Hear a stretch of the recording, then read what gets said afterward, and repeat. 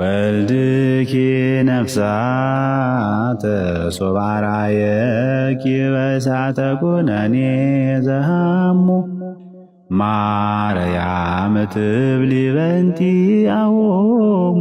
2015 ምን ያምራል ብትሉኝ፣ አንደኛው ሃይማኖተኞች ሲበጠበጡ ቆሞ ማየት።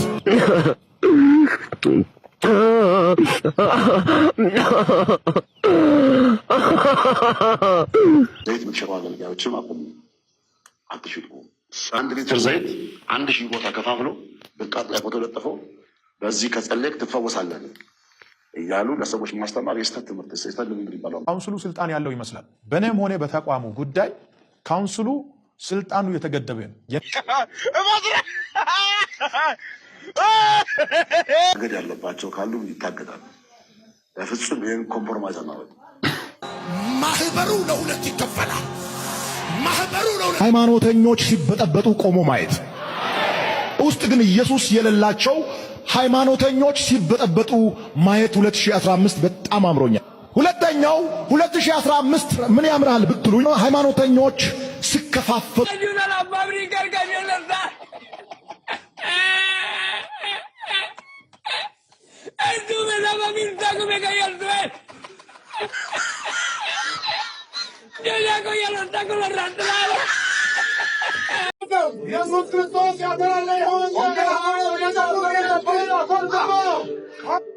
የቀድሞ ጠቅላይ ሚኒስትር እንዳያችኋቸው ወደ ኢየሱስ ነው ይላሉና በተለያየ ቋንቋ እያስተረጎሙ ወዴቱ ኢየሱስ ብለን እንጠይቃለን። ክርስቲያኖች እንደመሆናችን ብልህ ስለሆንን ማስተዋል ስለምንችል ፕሮቴስታንት ስላልሆንን ማለት ነው ወደ ማን ብለን እንጠይቃለን። ወደ ማን ብለን ስንጠይቅ በእነሱ ትምህርት ኢየሱስ አብ ነው። ኢየሱስ ማን ነው?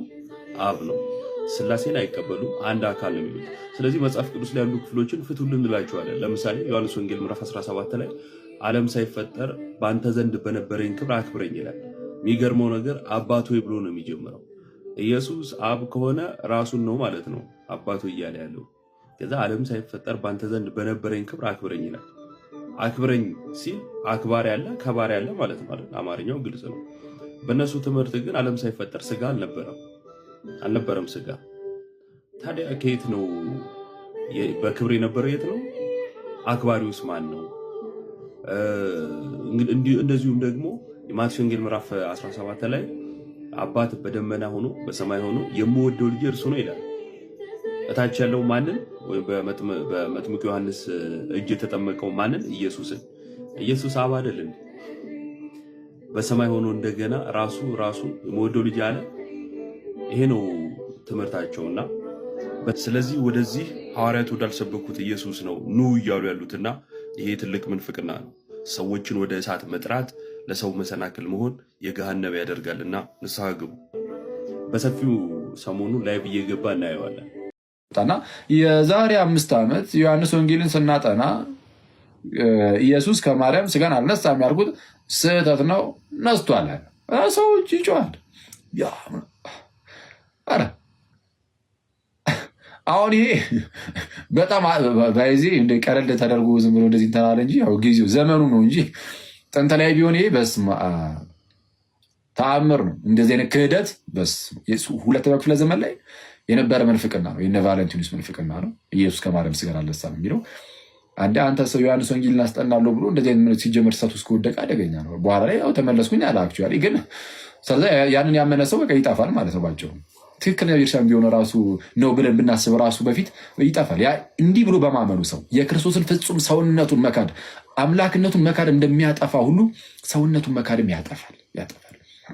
እና ኤኒዌይስ የድህነት ጉዳይ ላይ እንደዚሁ የእግዚአብሔርን ጸጋ የምንካፈልባቸውን ጥምቀትን የሚያቃልል ቅዱስ ቁርባንን እውነተኛ የሆኑ የክርስቶስን ስጋና ደም የሚያቃልል እንዲህና የመሰሉ ነገሮችን ሌሎች አስተምሮችንም ማለት የማያምን የማይቀበል ሰው የሰበከውን ስብከት ሰምተህ ብታምን አትድንም። እነሱ ድህነት የማዳን ኤፊካሲ ወይም ብቃት አይኖረውም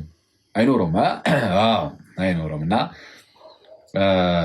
ሰው የሚያድነው እምነት እንደምን ያለ እምነት ነው ከተባለ የመጀመሪያው በትክክለኛ አስተምህሮ ላይ የተመሰረተ እምነት አንደኛው እሱ ነው።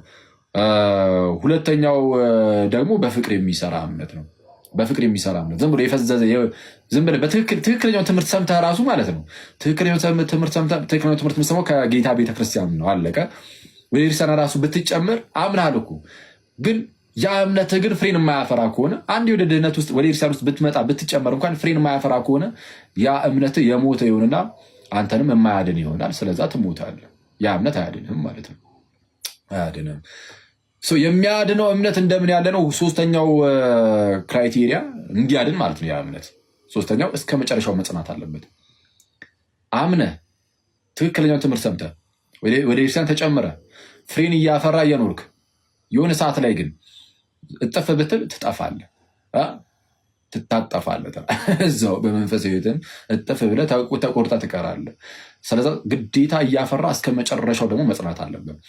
ቢያንስ እነዚህ ሶስቱ ነገሮች ያሟላል። የሚያድነው እምነት እንደምን ያለ ነው ከተባለ አንደኛ በትክክለኛ ትምህርት ላይ የተመሰረተ እምነት፣ ሁለተኛ በፍቅር ሆኖ የሚሰራ እምነት፣ ሶስተኛ ደግሞ እስከ መጨረሻው የሚጸና እምነት። ይህ እምነት እንዲህ ያለው እምነት ያድናል። ስለዛ ከሰው ምን ያስፈልጋል ማለት ክርስቶስ ለዓለም ሁሉ ድህነትን እንኩ ሲል ሰው እንዲድን ምን ማድረግ አለበት ከተባለ የመጀመሪያው ማመን እንዳትረሱ። እምነት እንዲህ ነው ብያችኋለሁ። አሁን እንደነገርኳቸው ዝም ብሎ እንደዚሁ አሁን አንዳንድ ጊዜ የሚያድነው እምነት ነው ወይስ እምነትና ስራውን የሚሉ ሰው ተብሎ ዝም ብሎ እንደዚህ አይነት ጉንጫ አልፋ ክርክር የሚከራከር ሰዋል። እንደዛ አይደለም። ሲጀመር እምነት ላይ ተግባብተሃል። እምነት ያድናል። ምን አይነት እምነት? በትክክለኛ ትምህርት ላይ የተመሰረተ እምነት ነው የሚያድነው። እንደዛ ከሆነ እስኪ የትኛው ትምህርት ላይ ለምሳሌ ጥምቀት ያድናል የሚለውና ጥምቀት አያድንም የሚሉ ሁለቱም ከፕሮቴስታንት ነው ያለውና ጥምቀት ያድናል የሚልም አለ፣ ጥምቀት አያድንም የሚልም አለ። ትክክለኛው ትምህርት የትኛው ነው? የትኛውን ሰምቶ ነው ሰው የሚድነው? ቅዱስ ቁርባን ላይ ልክ እንደዚህ የተለያየ እምነት ነው ያለው። ሌሎች መሰረታዊ እምነቶች ላይም ልክ እንደዛው ማለት ነው። እና እምነት ላይም ልዩነት አለ። እና የመጀመሪያው ሰው የሚያደርገው ለመዳን ምን ያደርጋል? ያምናል። ካመነ በኋላ ምን ያደርጋል? አለቀ፣ በቃ ልክ ሲያምን ዳን፣ አለቀ። እንደዛ የሚሉ ሰዎች አሉ። እንደዛ አይደለም። መጽሐፍ ቅዱስ እንደዚህ አያስተምርም። ልክ ስታምን አለቀ፣ እዛው አይደለም። አምነ ትጠመቃለህ። እምነት ነው በሩ ለሁሉም ነገር። ታምንና ትጠመቃለህ። ስትጠመቅ ስላመንክ ማለት ነው። በዛ በእምነቱ ውስጥ ልክ ስትጠመቅ እዛ ጥምቀት ላይ እግዚአብሔር ጸጋውን ይሰጣል። ምን አይነት ጸጋ? ከክርስቶስ ጋር አንድ የምትሆንበትም የጌታችንን ጸጋ እሱን ይሰጣል። ከክርስቶስ ጋር አንድ የምትሆንበትም ያንን ጸጋ ይሰጣል። ልክ ስትጠመቅ ከክርስቶስ ጋር አንድ ትሆናለህ። አሁን ሁለተኛው የሚያስፈልገው እንግዲህ እምነት እንደሚያስፈልግ መጥቀስ አለብን። እምነት ለድህነት እንደሚያስፈልግ ማስረጃ ምናምን ያስፈልጓል? ያስፈልጉማል። ምንም የሀገር ነው እንግዲህ ይህንን የሚክድ ማንንም የለም። ጌታችን ጨርሶታል። በቃ ዮሐንስ ወንጌል ምዕራፍ 3 ላይ ከቁጥር 14 ጀምሮ ምንድን ነው ያለው? ሙሴ በምድረ በዳ እባብን እንደሰቀለ እንዲሁ የሰው ልጅ ደግሞ ይሰቀል ዘንድ ይገባዋል አለ። ሙሴ በምድረ በዳ እባብን ይሰቅሎ ነበር። በእባቡ ተነደፈና ህዝቡ ማለት ነው። ከዛ በኋላ ህዝቡ እንዲድን ምን አደረገ ሙሴ? ህዝቡ እንዲድን እግዚአብሔር በነገረው መሰረት የናስ እባብን አዘጋጀና በዛፍ ላይ በባላ ላይ አንጠለጠሉ፣ ሰቀለው። ከዛ በኋላ እሱን የሚያዩ ሁሉ ይድናሉ ማለት ነው። እሱን ምን የሚያደርጉ? የሚያዩ። ስለተሰቀለ ብቻ የናሱ እባብ ዝም ብሎ ይድናሉ? አይድኑ። አይድኑ። ዝም ብሎ ክርስቶስ ስለተሰቀለ ብቻ ዝም ብሎ ሰው ዳን አለቀ። እንደዛ አይደለም። የናስ እባብ ስለተሰቀለ ብቻ ሰው ከዛ በእባብ ከተነደፈው ሊመጣበት ካለው ሞት ዝም ብሎ እንደዚህ የሚያመልጥ አይደለም። ማየት አለበት ግዴታ። ልክ አሁንም ደግሞ ክርስቶስ ስለተሰቀለ ብቻ በቃ አለቀ ትድናለህ አይደለም። ማየት አለበት። ሚኒንግ እምነት ነው። እሱ የእምነት ምሳሌ ነው። ስለዛ ማመን ይጠይቃል። ስለዛ ምን አለ ቀጠል አድርጎ ራሱ ጌታችን በእርሱ የሚያምን ሁሉ የዘላለም ሕይወት እንዲኖረው የሰው ልጅ እንዲሁ ይሰቀል ዘንድ ይገባዋል አለና በእርሱ የሚያምን ሁሉ የዘላለም ሕይወት እንዲኖረው እንጂ እንዳይጠፋ እግዚአብሔር አንድያ ልጁን እስኪሰጥ ድረስ ዓለምን እንዲሁ ወዶታል። በእርሱ ምን የሚል የሚያምን ሁሉ። ቀጠል አድርጎ ቁጥር 18 አካባቢ ላይም በእርሱ የሚያምን የዘላለም ሕይወት አለ። በእርሱ የማያምን ግን በአንዱ በእግዚአብሔር ልጅ ስም ስላላመነ አሁን ተፈርዶበታል። ስለዛ እምነት ለድነት እንደሚያስፈልግ ግልጽ ነው። ሮሜ ላይም እንደዛው ነው የሚለው ቅዱስ ጳውሎስ ምዕራፍ 3 በተለይ አይሁዳውያንም የግሪክ ሰዎችም ሁሉም ከኃጢአት በታች እንደሆኑ ሁሉም ኃጢአተኛ እንደሆነ መድኃኒት እንደሚያስፈልገው ይናገርና ሁሉ ኃጢአትን ሰርቷል የእግዚአብሔርም ክብር ጎድሎታል ብሎ ከተናገረ በኋላ እንዲያው ጸጋው ይጸድቃሉ ካለ በኋላ እርሱንም ይላል። እርሱንም ማለት ሁሉም ኃጢአትን ሰርቷል የእግዚአብሔርም ክብር ጎድሎታል በኢየሱስ ክርስቶስ በሆነው ቤዛነት በኩል እንዲያው በጸጋው ይጸድቃሉ ይልና በምን የሚገኝ አድርጎ አቆመው ይላል። እርሱንም እግዚአብሔር በእምነት የሚገኝ በደሙም የሆነ ማስተስረያ አድርጎ አቆመው። አየህ፣ በክርስቶስ በኩል የተሰራውን የማዳን ስራ እግዚአብሔር እንዴት አድርጎ እንዳቆመው በምን የሚገኝ አድርጎ አቆሙ? በእምነት የሚገኝ በደሙ የሆነ ማስተሰሪያ አድርጎ አቆሙ። ስለዚህ እምነት ያስፈልጋል። ልጥራ ገንዘብ ልጠራ ነው የማይፈልግ አላስቸግረውም። ካልፈለክ ብዙ ዘርጋጀን ከባዲያማ የሆነ ሰው ከኃጢአተኛ ሲቀበላዩ ከደጋሚ የሚቀማ ሰው አየሁ። አው ከጠላት ሰፈር ያመለጠ በረከት እጅ ገባ። ባባ እዳችሁ ተከፈለ፣ እዳችሁ ተከፈለ። የገንዘብ ማጣት ተሰበረ። በጣም ነው እንደ ገንዘብ የቸገራችሁ።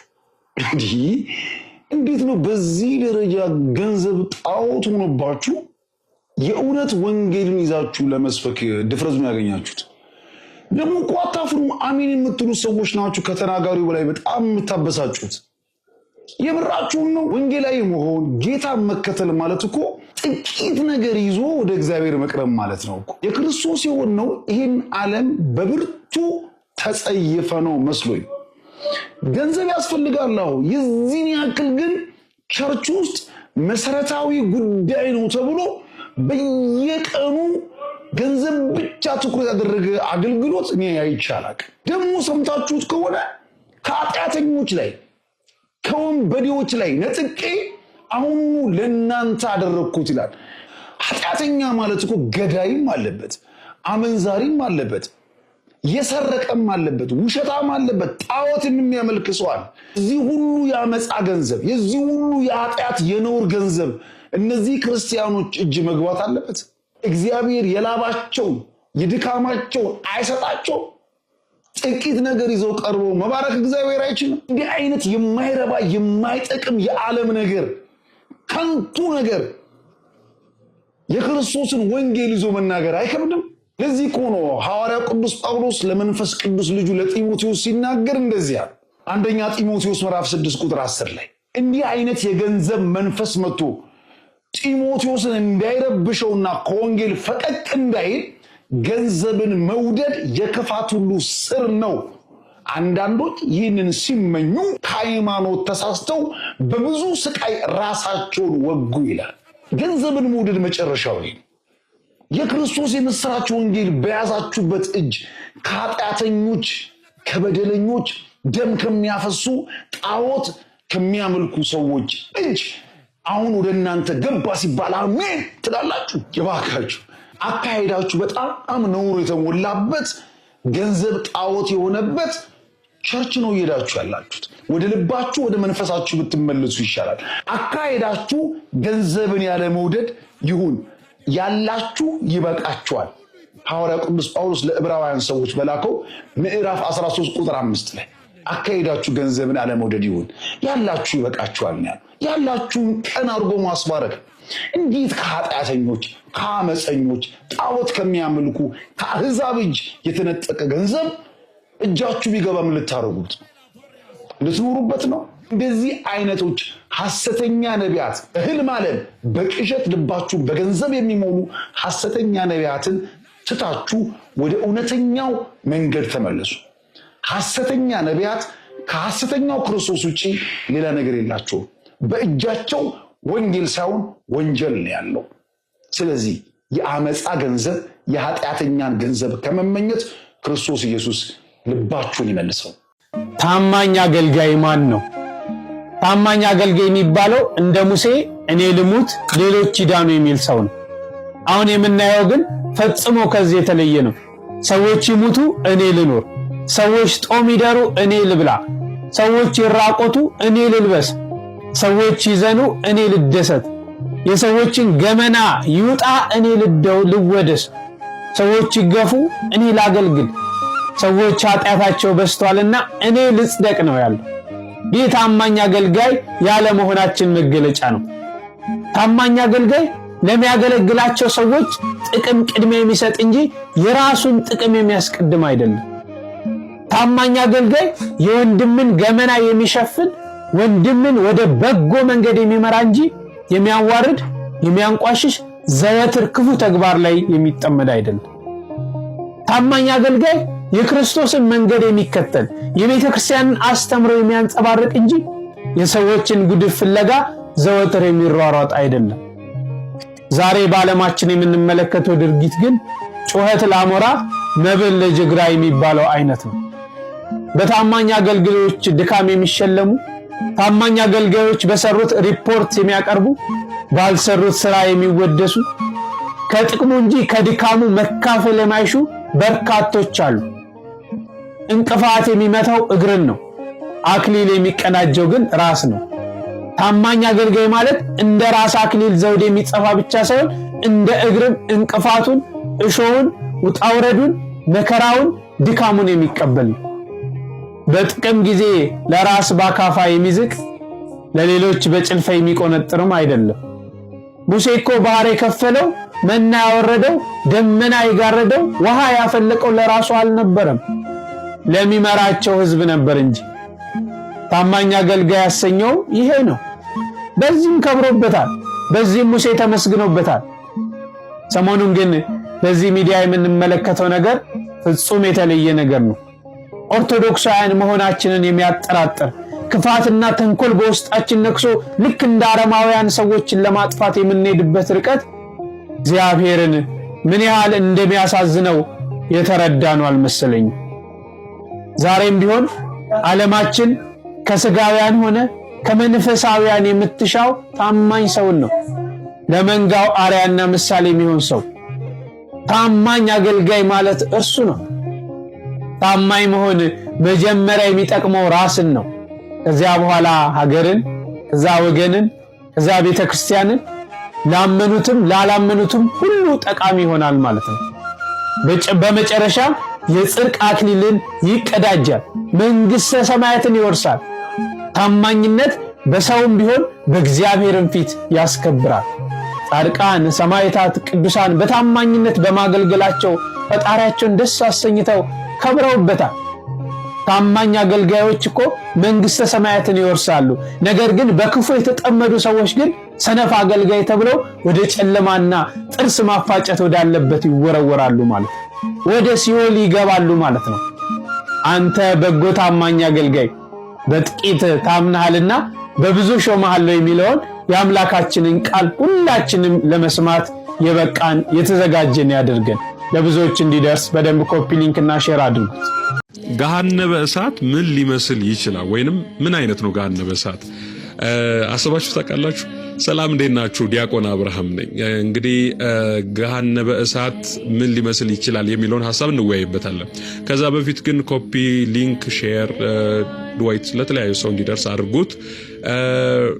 ፎሎም እያደረጋችሁት ይሄን ፔጅ፣ ምክንያቱም ስርዓተ ቤተክርስቲያንና ኦርቶዶክሳዊ የሆኑ ትምህርቶች የምንማርበት ፔጅ ስለሆነ ማለት ነው።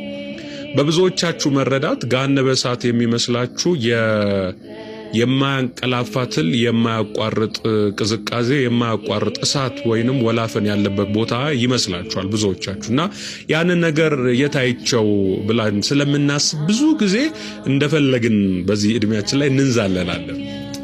አንድ ነገር መረዳት ያስፈልጋል። ገሃነመ እሳት ማለት በእኛና በእግዚአብሔር መካከል ያለው ርቀት ማለት ነው። እግዚአብሔር ከሕይወታችሁ እየራቀ በመጣ ቁጥር ምድር ላይም ብትኖሩ ገሃነመ እሳት ውስጥ እየኖራችሁ እንደሆነ ልትረዱት ይገባል ማለት ነው። ስለዚህ በእኛና በእግዚአብሔር መሃል ደግሞ ያለውን ክፍተት ብዙ ጊዜ የሚፈጥረው ኃጢአት ነው። ኃጢአት በጣም እግዚአብሔር የሚጠላው ነገር ነው። እግዚአብሔር ኃጢአተኛውን ሳይሆን ኃጢአትን ይጠላል። ኃጢአትን ደግሞ በእኛና በእግዚአብሔር መካከል ክፍተት እንዲኖር ወይንም ጋፕ እንዲኖር ያደርጋል። ስለዚህ ያንን ጋፕ የምናጠብበት ነገር ቢኖር ንስሐ ነው። ንስሐ ጌታችን መድኃኒታችን ኢየሱስ ክርስቶስ ሰው እንደሚያጠፋ ስለሚያውቅ ሁለተኛ እድል የሰጠውበት ህይወት ማለት ነው። ንስሐ ማለት ተነሳይ ተጸጻች የሆነ ሰው ማለት ነው። ስለዚህ ንስሐ ማለት ሻወር እንደመውሰድ ነው። ድክም ብሎን ቆሽሸን ሻወር እንደመውሰድ ነው። ሻወር ወስደን ግን የቆሸሸ ልብስ እንደማንለብሰው ሁሉ ሻወር ወስዶ ሰው ንጹህ ልብስ ነው የሚለብሰው። ሻወር ማለት ንስሐ ነው። ልብሱ ደግሞ ቅዱስ ቁርባን ነው። ከክርስቶስ ስጋና ክቡር ደም ጋር ህብረት ሲኖራችሁ ንጹህ ልብስ ትለብሳላችሁ። ሰውነታችሁን በንስሐ ታጸዳላችሁ። ንጹህን ልብስ ደግሞ የብርሃኑን ልብስ የሆነውን ይህንን ከክርስቶስ ስጋና ደም ምስጢር ስትካፈሉ በዛ ህብረት ይኖራችኋል ማለት ነው። ስለዚህ በገሃነመ እሳት ላይ እየኖርን ያለን ብዙዎች ልንኖር እንችላለን ሳናቀው ትሉን ጨለማው ምናምን እያስተዋልን እዚህ ጋር ግን ከእግዚአብሔር ጋር ያለንን ርቀት ሳንመጥን እየኖርን ያለን ሰዎች ስላለን ንስሐ እየገባን ነው ወይ? ንስሐ አባት ሳለን ወይ? ይህንን ለራሳችን እንጠይቀው። ከክርስቶስ ስጋና ደም ጋር ያለን ቁርኝነት ወይንም ቅርበት ምን ይመስላል የሚለውን ብታጤኑት መልካም ይመስላል። እንግዲህ ንስሐ አባት የሌላችሁ ሰዎች ደግሞ በአጥቢያችሁ አብያተ ክርስቲያናት ንስሐ አባት ያዙ። በጣም የምትቸገሩ ሰዎች ካላችሁ በውስጥ አውሩኝ። ኢንስታግራም ኮመንት ሴክሽን ላይ ኢንስታግራሜን አስቀምጥላችኋለሁ። እዛ ላይ አውሩኝ። ንስሐ አባት የምትፈልጉ ሰዎችን ንስሐ አባት እንድትይዙ እናደርጋለን ማለት ነው። መልካም የአገልግሎት ጊዜ፣ መልካም የጾም ጊዜ እንዲሆንላችሁ እመኛለሁ። አካውንታችንን ፎሎ እንድታደርጉት ግን በእግዚአብሔር ስም አሳስባችኋለሁ። መልካም ጊዜ